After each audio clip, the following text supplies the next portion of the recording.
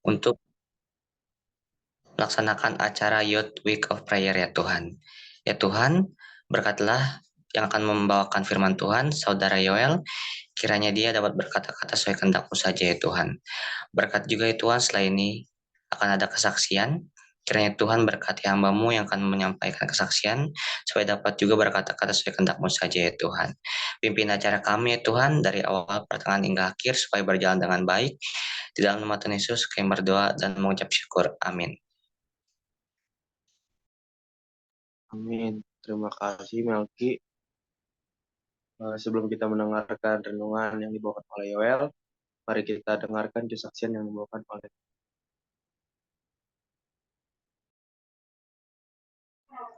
Baik, selamat malam untuk teman-teman dan juga Bapak Ibu sekalian.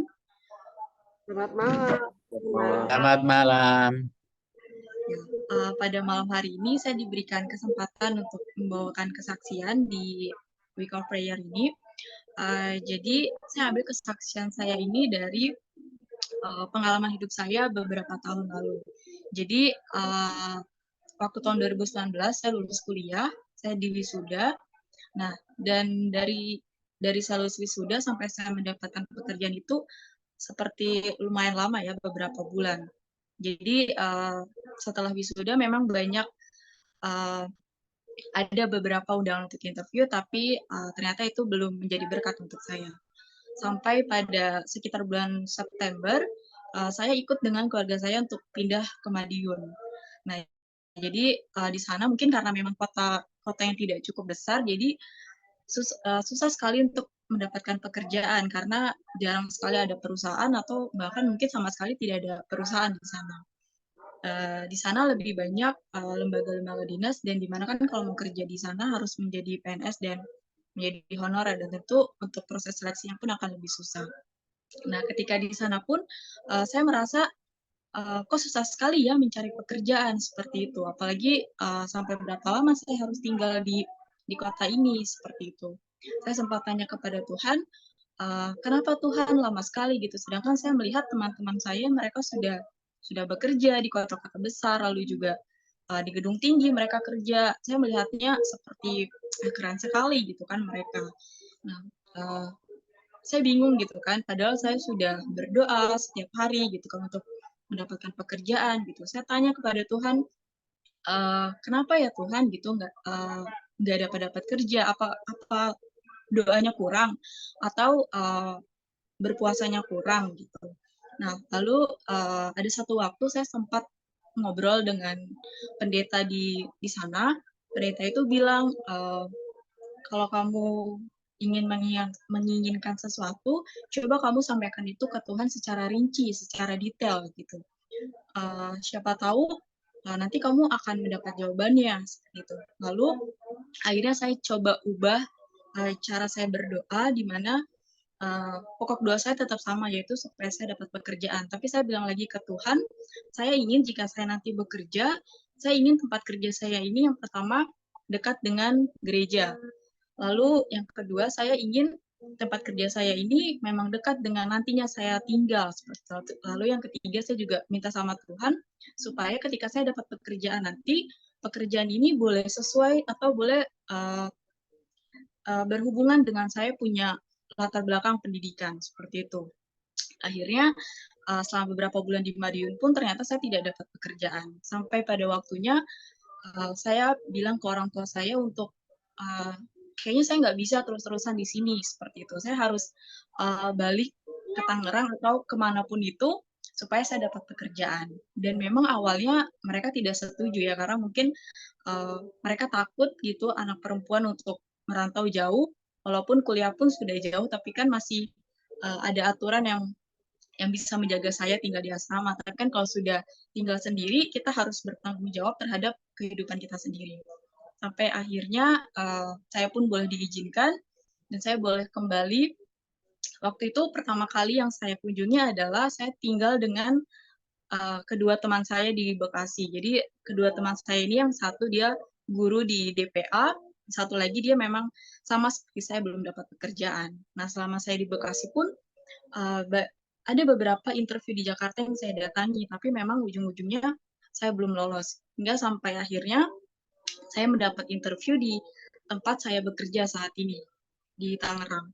Nah, waktu saya sudah bilang sama teman saya kalau, aduh jauh sekali ya Bekasi ke Tangerang, kalau naik KRL bisa sampai 2 jaman atau bahkan lebih gitu. Skip aja lah ya untuk interview kali ini gitu. Saya bilang ke teman saya, tapi teman saya bilang, ya nggak apa-apa, coba aja gitu kan, siapa tahu memang berkatmu di situ, kalaupun nggak lolos, ya sudah gitu, kita coba lagi yang lain. Lalu akhirnya saya pun datang ke interview tersebut di tempat saya bekerja. Untuk interview pertama lolos, lalu interview dengan user juga lolos, untuk psikotes lolos, hingga beberapa hari kemudian saya mendapat kabar bahwa saya diterima bekerja di tempat tersebut. Nah, pada saat itu saya dapat pekerjaan di Maret 2020, di mana pada saat itu sedang COVID tinggi-tingginya, di mana orang-orang banyak yang memang kehilangan pekerjaan karena efisiensi pada saat COVID. Tapi pada saat itu ternyata saya malah mendapat pekerjaan. Nah, di sini saya merasa Tuhan itu ternyata baik sekali ya. Kalau memang sudah waktunya kita, maka ya kita akan diberikan apa yang kita sudah sampaikan kepada Tuhan, seperti itu.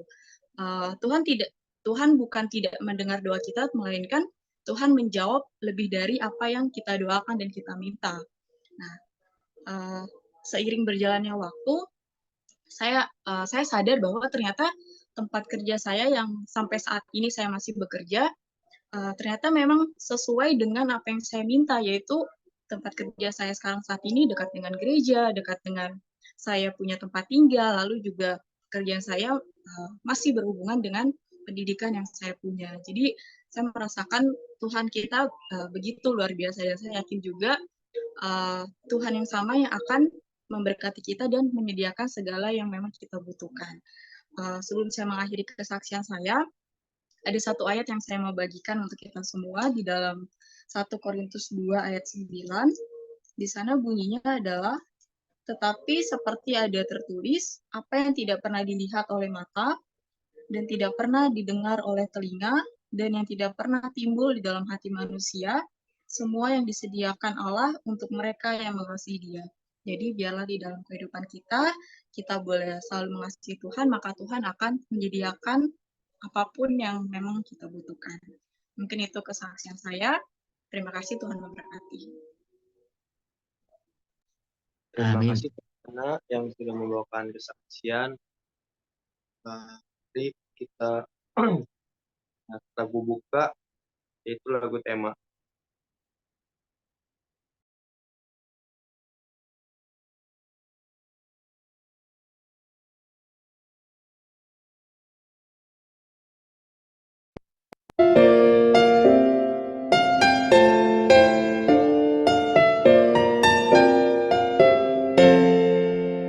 Be a light, be a star, be a candle in the dark. You can shine like a city on a hill.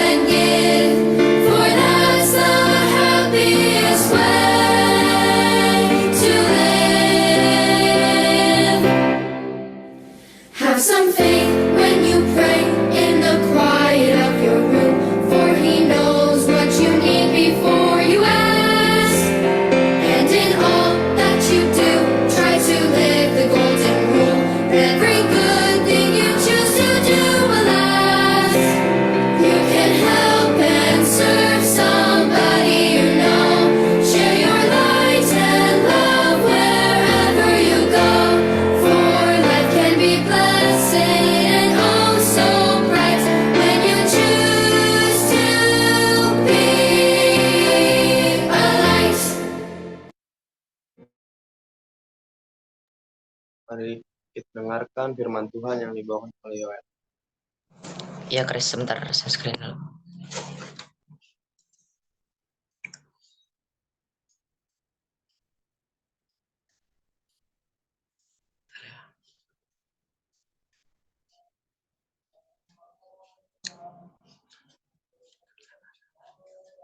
Sebentar ya.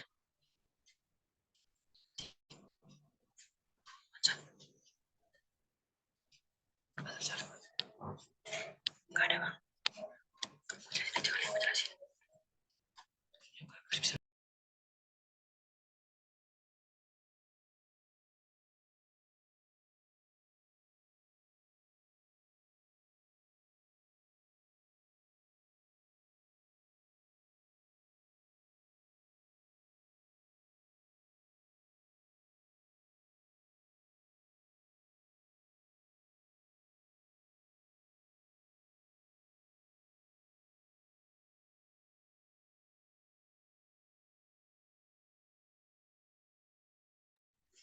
Mohon maaf, ini sedang masalah jadi tidak bisa share screen.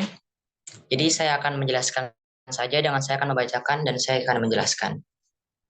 Baik, terpujilah nama Tuhan karena masih mimpin kita sampai pada hari ini dengan keadaan sehat. Baik, kita akan memulai untuk masuk ke dalam firman Tuhan yang berjudul Menghadapi Penyakit di Kota Anda. Kita bisa baca ayatnya di Mazmur 40 ayat 2. Ia mengangkat aku dari lubang kebinasaan, dari lumpur rawa. Ia menempatkan kakiku di atas bukit batu, menetapkan langkahku. Di kota yang ramai dan terkenal, kehidupan perkotaan tidak pernah berhenti. Jalanan selalu dipenuhi oleh orang yang terburu-buru. Dan gedung pencakar langit sudah sampai di langit. Maksudnya sudah mencapai langit. Dan dari semua kemewahan dan penampilan modern ini, tersembunyi bahaya yang tak terlihat. Yaitu pada suatu pagi di musim dingin, di desas-desus mulai beredar tentang penyakit yang tak dipahami oleh siapapun. Orang-orang merasa terserang flu yang mematikan dengan demam tinggi, kesulitan bernapas, dan batuk yang tak kunjung sembuh. Jadi pada saat ini kita diberitahukan, jadi pada gedung-gedung di kota modern sekarang sudah mencapai langit. Mungkin kita bisa lihat jika kita penasaran di kota Dubai. Bisa kita lihat di TikTok ataupun di Google. Lalu pada saat itu terjadi sebuah penyakit yang bernama penyakit flu. Mungkin pada saat itu orang-orang di sana hanya menganggap ini hanya penyakit flu biasa, tidak mungkin membuat kita menjadi meninggal ya. Tetapi ada satu orang yang terkena penyakit ini dengan gejala sesak napas dan juga batuk yang tak kunjung sembuh.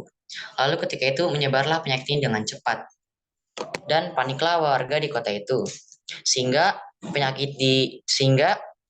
rumah sakit di kota itu pun penuh seketika. Lalu ketika diselidiki oleh para ahli masyarakat, ternyata sumber dari penyakit ini adalah di sebuah satu pasar, yaitu pasar yang tadi diketahui identitasnya. Mereka menjual hewan-hewan yang tak umum, mungkin sudah terkena penyakit. Lalu para ahli kesehatan ini mengumumkan kepada seluruh warga di kota itu untuk mengkarantina dirinya supaya mereka tidak terkena oleh penyakitnya. Lalu mereka ingin menutup pasar yang aneh itu supaya tidak lagi banyak korban. Tetapi mereka sudah telat karena sudah banyak ribuan korban yang terkena oleh penyakit itu. Lalu seketika itu kota itu pun menjadi sepi karena mereka sedang dikarantina. Lalu penyakit pun seketika sudah sangat penuh. Bahkan dokter yang bekerja sudah tidak dapat lagi mendapatkan waktu untuk beristirahat. Lanjut, penyakit di perkotaan. Penyakit di perkotaan ini ada banyak beragam, yaitu contohnya adalah polusi udara yang dapat menyebabkan kita jika kita menghirupnya akan ada masalah yang signifikan karena tingginya jumlah mobil, pabrik, dan sumber polusi lainnya. Yang kedua adalah polusi air. Air ini sangat penting bagi kita, tapi juga dapat mengantarkan penyakit, yaitu dengan cara penyakit ini bernama kolera, yaitu dapat menyebar jika pipa dan sistem pemurnian tidak dalam kondisi baik. Lalu yang ketiga itu adalah kepadatan penduduk. Nah, ini juga salah satu penyakit dapat menyebar dengan luas, karena ketika kita berdekatan dengan orang, bisa saja orang itu terkena penyakit, dan mungkin kita juga bisa terkena penyakit juga karena dekat dengan dia. Lalu ada juga penyakit di masalah perkotaan, yaitu adalah masalah kesehatan mental. Yang pertama adalah stres, kecemasan, dan juga depresi. Lalu selanjutnya juga ada serangga dan hewan pengerat. Mungkin ini bisa kita salah satu contoh, yaitu nyamuk demam berdarah. Jadi jika nyamuk itu menggigit kita, kita akan terkena penyakit demam berdarah. Lalu selanjutnya juga ada gaya hidup yang tidak banyak bergerak. Mungkin kita tahu bahwa sebagian orang yang bekerja di kota adalah orang yang bekerja kantoran, yang hanya setiap harinya hanya duduk, diam, dan mengetik saja. Lalu ini bisa membahayakan kita karena akan menyebabkan obesitas dan juga berhubungan dengan jantung. Selanjutnya juga adalah polusi kebisingan. Kebisingan yang konstan di kota dapat menyebabkan tingkat stres yang tinggi dan mengganggu kualitas tidur. Poin yang kedua, Tuhan dan kesehatan. Allah dalam Alkitab adalah Allah kesehatan. Mungkin kita bisa baca dalam 3 Yohanes 1 ayat 2, bisa menemukan pesan yang kuat. Saudaraku yang kekasih, aku berdoa, semoga engkau baik-baik dan sehat-sehat saja dalam segala sesuatu, sama seperti jiwamu baik-baik saja. Dalam rencana awal Allah bagi umat manusia, penyakit tidak ada dalam radar. Nah, dari ayat ini kita bisa simpulkan bahwa Tuhan ini ingin kita sehat-sehat saja sampai Dia datang. Ini kita bisa ambil contoh dari kehidupan Adam dan Hawa pada zaman dahulu. Pada zaman dulu, Adam adalah seorang yang sempurna. Dia tidak ada penyakit, dan dia mempunyai tubuh yang bagus, dan juga muka yang tampan. Dan juga Hawa, meskipun dia lebih pendek daripada Adam, tapi dia juga mempunyai muka yang anggun dan cantik. Lalu kita masuk ke dalam kesimpulan, yaitu orang muda yang kasih, Tuhan ingin Anda sehat dan bagikan kesehatan itu di kota Anda. Tahukah Anda bahwa obat dari Tuhan lebih bersifat pencegahan daripada pengobatan? Dia meninggalkan kita dengan 8 tips alami, yaitu dengan disingkat forward, yang artinya F untuk fresh air atau udara segar. Mulailah merasa segar dengan membanjiri tubuh Anda dengan udara segar. Mengambil napas di siang hari. Oksigen sangat penting untuk sel. Semakin segar udara yang Anda hirup, semakin banyak energi yang Anda miliki. O untuk on control atau kontrol diri. Mungkin ini kita bisa artikan dengan cara, jika teman kita mengajak kita untuk mabok atau merokok, kita harus mengontrol diri kita supaya tidak ikut-ikutan dengan mereka, karena itu tidak bersangkutan dengan hukum Allah. Dan juga untuk R atau rest untuk istirahat. Kita harus tidur cukup karena itu sangat penting. Tidur cukup itu minimal 7-8 jam. Dan juga W untuk water atau air, dan workout atau olahraga. Air merupakan minuman yang terbaik untuk memurnikan dan menjaga semua sel tubuh Anda tetap terhidrasi. Minumlah 6 hingga 8 gelas sehari.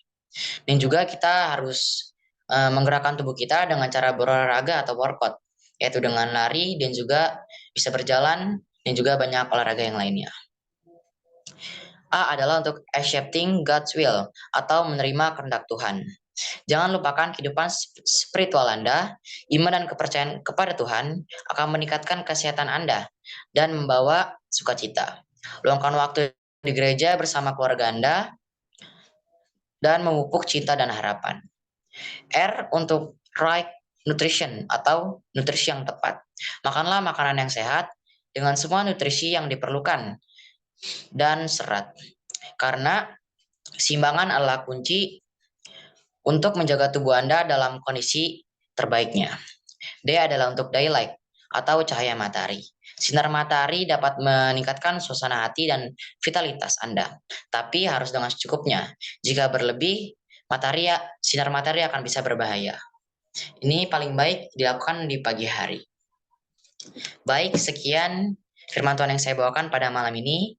Mohon maaf jika tidak sempurna karena saya masih gagu-gagu, karena saya masih belajar. Semoga firman Tuhan yang saya bawakan bisa menjadi pedoman buat hidup kita, supaya kita bisa lebih baik ke depannya, dan kita akan sehat selalu sampai Tuhan datang kedua kali. Terima kasih Yoel yang membawakan firman Tuhan yang sangat bagus pada malam hari.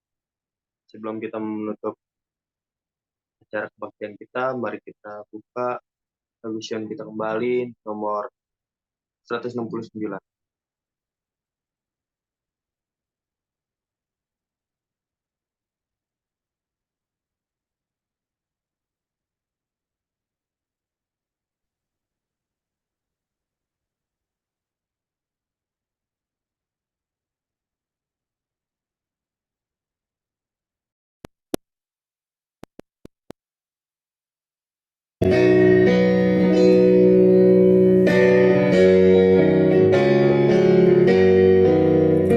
Bila trompet telah berbunyi, akhir zaman tiba, hidup kekal dan mulia tersedia.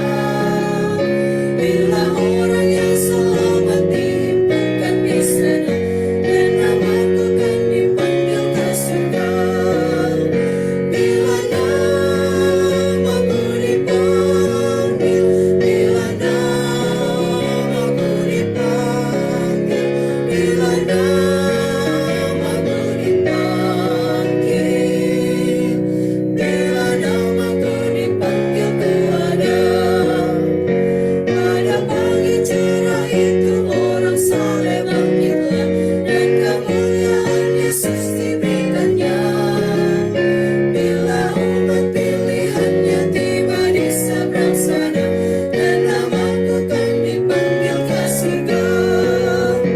Bila namaku dipanggil ada, bila namaku dipanggil, bila namaku dipanggil, bila namaku dipanggil ku ada. Kerjalah bagi Tuhanmu pada pagi dan petang, kabarkanlah keajaiban kasih-Nya. Bila hidup ini tamat dan kerja usai sekarang, dan namaku kan dipanggil ke surga. Bila namaku dipanggil ada, bila namaku dipanggil, bila namaku dipanggil, bila namaku dipanggil ku ada.